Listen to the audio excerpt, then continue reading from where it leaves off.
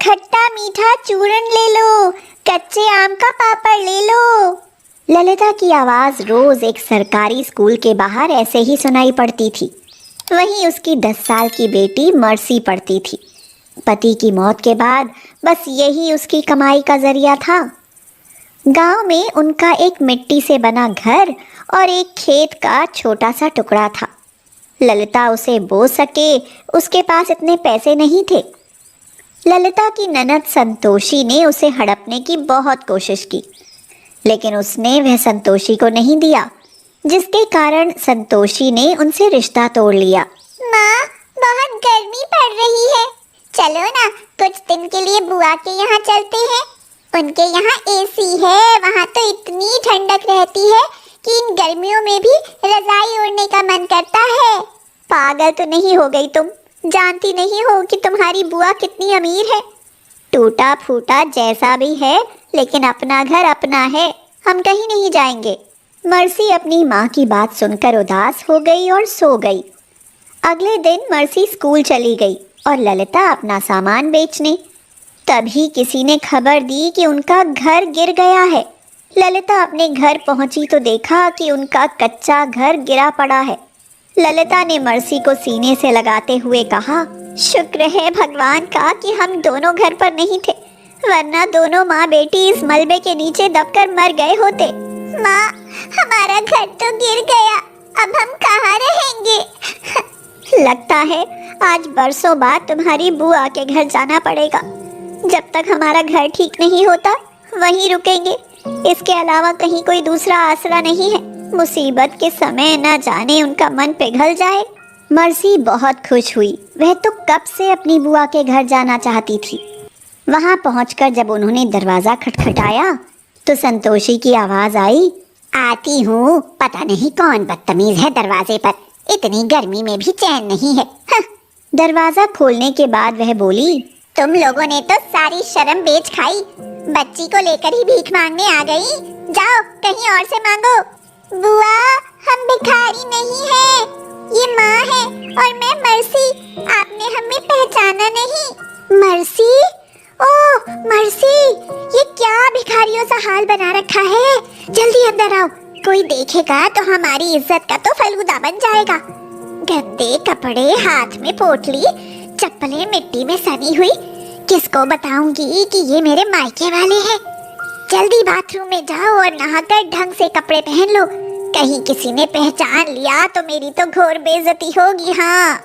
Mercy और ललिता ने नहा धोकर संतोषी के दिए हुए कपड़े पहन लिए। संतोषी ने पूछा, अब बताओ यूं फटे हाल कैसे आना हुआ? दीदी, हमारा घर ढह गया है, सोचा कि जब तक घर सही नहीं हो जाता यहाँ रह ले। अच्छा, घर गिर गया तो इधर को दौड़ लिए। कितनी बार कहा था कि वो जमीन मुझे दे दो, पर नहीं। मेरे पति की निशानी है, अब पड़ी ना मेरी जरूरत। दीदी, जल्दी ही मैं अपने घर को रहने लायक बना लूंगी और चली जाऊंगी। घास फूस से घर नहीं बनते, पैसा लगता है पैसा। चाय लाती हूँ, वरना कहोगी कि एक कप चाय भी नहीं पिलाई।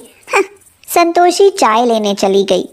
माँ, बुआ ये कैसी बातें कर रही हैं? मर्सी, तुम्हारी बुआ को अपनी अमीरी पर बहुत घमंड है।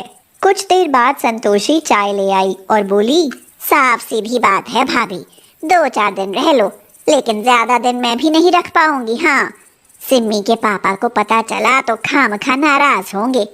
पीछे सर्वेंट क्वार्टर खाली है, वहीं आराम करो, खाना वहीं भिजवा दूंगी।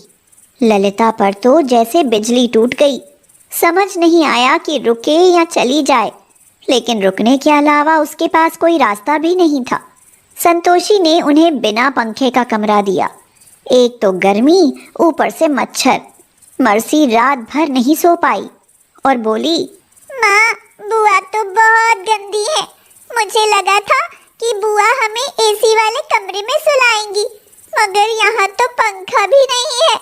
कम से कम वहाँ हम अपने आंगन की खुली हवा में तो सोते थे। मैं ना कहती थी बेटी कि अपना घर अपना होता है। तुम्हारी बुआ बहुत अमीर है, वो रिश्तों को नहीं पैसों को अहमियत देती है। 4 दिन बाद ललिता ने संतोषी को नौकर से बात करते सुना। वह कह रही थी, अरे ये इतना खाना ले जाने की क्या जरूरत है? कहीं ऐसा ना हो कि इतना अच्छा खाना देखकर ये माँ बेटी यहाँ से जाने का नाम ही ना ले। जाओ, ये ताज़ा खाना यहीं रखो और ये बासी खाना ले जाओ। ये सब सुनकर ललिता से नहीं रहा गया और वह बाहर आकर बोली, दीदी, बुरे समय में आपकी शरण ली थी, वरना हमारा यहाँ आने का कोई मन नहीं था। नहीं चाहिए आपकी मदद, हम जा रहे हैं। अरे लगता है बुरा मान गई। दरअसल सिम्मी के पापा का काम नहीं चल रहा, पैसे की बहुत किल्लत है, इसीलिए कह रही थी। अच्छा ठीक है, जाती हो तो जाओ, मैं कैसे रोक सकती हूँ। वैसे वो खेत का टुकड़ा मुझे दे दो तो मैं कुछ मदद कर सकती हूँ। कभी नहीं दूंगी और नहीं चाहिए आपकी मदद। ये कहकर ललिता मर्सी के साथ अपने घर आ गई। ललिता रोते हुए बोली, अब कैसे बनाऊंगी घर, कहाँ से लाऊंगी घास फूस और दीवारें खड़ी करने की हिम्मत। मर्सी आंखें बंद करके हाथ जोड़ते हुए बोली, भगवान जी, मेरी माँ की घर बनाने में मदद करो, वो बहुत दुखी है। कहते हैं कि बच्चों की प्रार्थना आप तक पहुँच जाती है। बोलो, करोगे ना मदद, बोलो। मर्सी ने जैसे ही आंखें खोली तो देखा कि उसके घर के आसपास बहुत बड़े बड़े घास फूस उगाए हैं। माँ, जल्दी देखो, ये अचानक से कितने बड़े घास फूस उगाए हैं। अरे ये कैसा चमत्कार है मर्सी, अभी तो मैं यहाँ से मिट्टी हटा ही रही थी, तब तो कुछ नहीं था। माँ, इसी फूस से हम अपना घर बनाते हैं, मैं आपकी मदद करती हूँ। उन दोनों ने वहाँ से धीरे धीरे सारी मिट्टी हटाई और जैसे ही ललिता उस घास फूस को काटने लगी तभी वहाँ और नया फूस उगाता। ललिता डर गई और पीछे हट गई। तभी वहाँ से आवाज आई, डरो मत, हम तुम्हें कोई नुकसान नहीं पहुँचाएंगे, बल्कि हमें तो तुम्हारी मदद करने के लिए भगवान ने यहाँ भेजा है। भगवान ने भेजा है? हाँ, भगवान ने भेजा है। मर्सी जैसी प्यारी बच्ची की पुकार भगवान भला कैसे नहीं सुनते।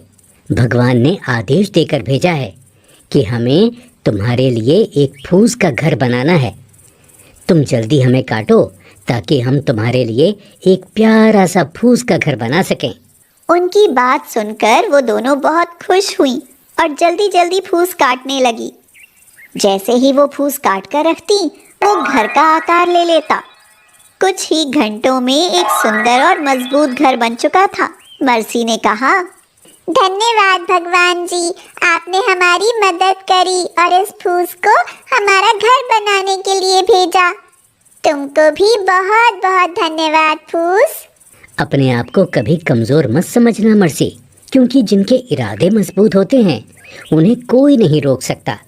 और तुम दोनों तो बहुत बहादुर हो। ये सब फूस के जादूगर नहीं, बल्कि तुम्हारी मेहनत का नतीजा है। इस घर में अब तुम्हें अब कभी गर्मी नहीं लगेगी। माँ, देखो हमारा घर कितना ठंडा है, बुआ के घर से भी ठंडा। अब मैं कभी बुआ के घर नहीं जाऊंगी। माँ, सुन रही हो ना मैं क्या कह रही हूँ? कहाँ ध्यान है आपका? मैं सोच रही थी कि तुम्हारे पिताजी का खेत का जो टुकड़ा पड़ा है उसमें भी ये फूस के घर बना लेती हूँ। गर्मियों में यहाँ लोग घूमने आया करेंगे और 1-2 दिन रुककर चले जाया करेंगे। इससे हमें किराया मिलता रहेगा। अरे वाह, ये तो मैंने सोचा ही नहीं। लोग ग्रामीण क्षेत्र में गर्मियों की छुट्टियों में घूमने आते और जितने दिन मन करता उतने दिन वहाँ रुककर चले जाते। गर्मियों में इतने ठंडे घर पहाड़ियों पर भी नहीं थे।